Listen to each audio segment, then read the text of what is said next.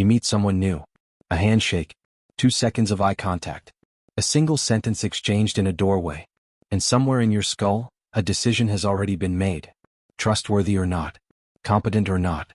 Safe or not. You didn't choose to make that decision. It happened before you could stop it. But the real answer to why is far stranger than gut feeling. Your brain isn't judging the person in front of you. It's running an ancient survival script written for a world that no longer exists. Think about the last time you met a stranger. Maybe it was a job interview. Maybe it was a first date. Maybe it was just someone new at a party. You probably felt like you were sizing them up carefully, thoughtfully, rationally. You weren't. Your brain had already rendered a verdict before your conscious mind even caught up. Psychologist Alexander Todorov at Princeton found something unsettling about this. He showed people photographs of unfamiliar faces for just 1/10 of a second. 1/10. Barely long enough to blink. And yet, participants confidently rated those strangers on trustworthiness, competence, and likability. Give them longer to look? The ratings barely changed. Whatever judgment forms in that first flicker of a second is, more often than not, the judgment that sticks. Why would your brain do this? Why render a verdict on a total stranger faster than you can consciously process a single word? Because for most of human history, hesitation was dangerous. Your ancestors didn't live in office buildings or dating apps. They lived in small bands, exposed, vulnerable, surrounded by other humans they didn't know. A stranger approaching from the tree line could be a trading partner. Or a threat. There was no time for careful, deliberate analysis. There was only time to answer one question fast: friend or foe? The humans who answered that question quickly survived to answer it again. The humans who paused too long to think it through sometimes didn't get a second chance. So evolution didn't build you a brain that reasons its way to trust. It built you a brain that guesses its way to safety. And it built that guessing machine to run in milliseconds, not minutes. This is why your brain reads faces the way it reads weather. Fast, automatic, barely conscious. A slightly downturned brow reads as anger. Wide eyes read as fear or surprise. A relaxed, symmetrical face reads as calm, trustworthy, safe. None of this requires thought. It requires only a glance. Here's where it gets stranger. Your brain isn't just reading the face in front of you. It's comparing it to a face it already knows. Psychologists call this the anchoring effect, and it shapes first impressions more than most people realize. If a stranger's face resembles someone from your past, someone you trusted, or someone who hurt you, your brain quietly imports that old emotional file and pastes it onto the new person. You're not meeting them fresh. You're meeting them through a filter built from every face that came before. This is partly why first impressions can be so wildly inaccurate, and yet feel so certain. The certainty isn't coming from evidence. It's coming from speed. Your brain evolved to reward fast judgments with a feeling of confidence, because in the ancestral environment, confidence that made you act fast is what kept you alive. A slow, uncertain response to a lurking predator was often a fatal one. So confidence became the emotional reward for speed, not for accuracy. Which means the feeling of, I just know this person is trustworthy, carries the same neurological weight whether you're right or catastrophically wrong. Researchers Nalini Ambady and Robert Rosenthal ran a study that made this even more uncomfortable. They showed participants silent video clips, just seconds long, of college professors teaching. No sound. No context. Just a few seconds of body language.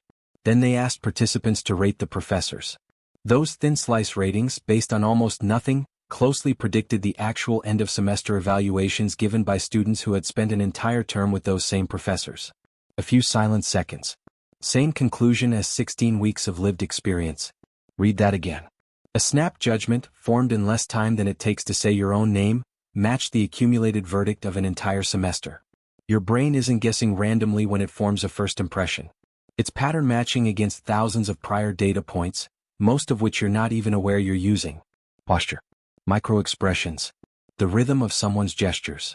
All processed instantly, all folded into a single unconscious conclusion. But here's the twist that changes everything. This system, so fast, so confident, is also deeply, structurally biased. Because your brain is pattern matching against past experience, it's also pattern matching against every stereotype your environment has ever handed you. Familiarity gets misread as trustworthiness. Unfamiliarity gets misread as danger. A face that resembles your culture's beauty standards gets an unearned boost in perceived competence and honesty, a well-documented bias researchers call the halo effect. None of this is a reflection of the person standing in front of you. It's a reflection of every face your brain has filed away since childhood. So the ancient system built to keep your ancestors safe from a genuine physical threat is now running silently underneath job interviews, first dates, courtroom juries, and every video call you take. It wasn't built for any of those things. It was built for firelight and tree lines and a world where a wrong guess could end your life in an instant. It has no idea it's being asked to judge a stranger's resume. And the stakes of that mismatch are higher than most people realize. Economists John Antonakis and Olaf Dalgas once ran an experiment using Swiss election candidates. They showed adults, and separately a group of children as young as 5 and 6, black and white photographs of pairs of unfamiliar political candidates.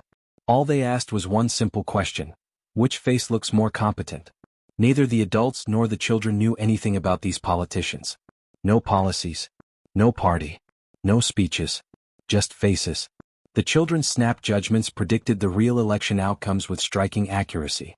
Faces that 5-year-olds picked as the more competent-looking captain of a boat tended to belong to the actual winners of real elections held months later. Think about what that means. Millions of adult voters, reading news coverage, watching debates, forming what feels like reasoned political opinions, were still, underneath all of that information, guided by the same instant facial read a kindergartner makes in half a second. The extra information doesn't override the ancient system. It just gets layered on top of it, dressed up to look like reasoning. This is the part that should genuinely unsettle you. You like to believe your important judgments are built from evidence. Interviews, track records, conversations.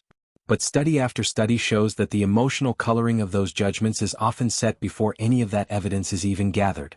The facts get sorted into a story your brain already started writing in the first second. And once that first impression forms, it doesn't just sit quietly in the background. It actively shapes what happens next. Psychologists call this the confirmation bias loop.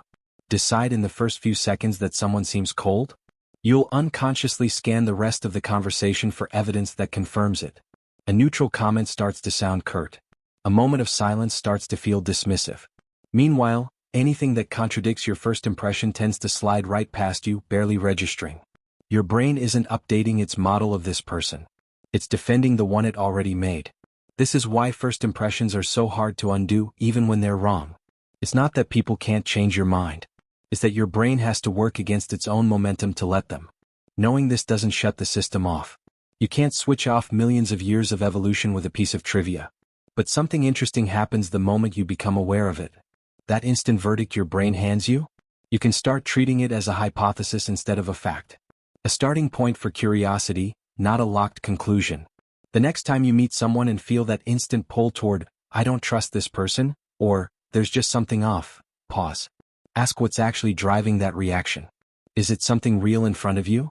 Or is it a flicker of a face from your past, a cultural pattern you absorbed without noticing, a snap judgment mistaking speed for accuracy? Think about how many decisions in your life have quietly passed through this ancient filter without your permission. The candidate you didn't call back after an interview, because something about their handshake felt off. The friend request you ignored based on a profile photo alone. The colleague you never quite warmed up to, for reasons you couldn't name even if someone asked you directly. None of these were reasoned conclusions. They were tree-line instincts, dressed in modern clothing, operating on a stranger's resume, a dating profile, a boardroom table. And it cuts both ways. The person who got hired because they just seemed like a natural leader in the first 90 seconds of an interview. The date who got a second chance purely because their smile landed the right way in low light. The politician who won not because voters read every policy position, but because something about their face read as competent, to a brain that has no idea what a policy position even is. Entire outcomes, careers, relationships, elections quietly steered by a system that was designed to answer a single ancient question in half a second. Is this safe? Your ancestors needed a fast answer to survive a dangerous world. You're not standing at the edge of that world anymore. Most of the people you size up in half a second are not threats waiting in the tree line. They're coworkers, neighbors, people on the other end of a first date, just as nervous as you are, hoping you'll give them more than a tenth of a second to be understood. Knowing where this instinct comes from won't make it disappear. It's not a bug you can patch. It's a feature older than language, older than fire, wired in for a reason that made perfect sense for most of human history. But knowing where it comes from does give you one small, powerful advantage. You get to notice it. You get to hold that first verdict a little more loosely, treat it as a starting guess instead of a final ruling, and give the person in front of you the extra second your ancestors never could afford to give. So tonight, when you meet someone new, and that ancient verdict lands before you've even said hello, remember what it actually is. Not truth. Not proof. Just an old survival script, still running, still guessing, still trying to keep you safe from a world that hasn't existed for thousands of years.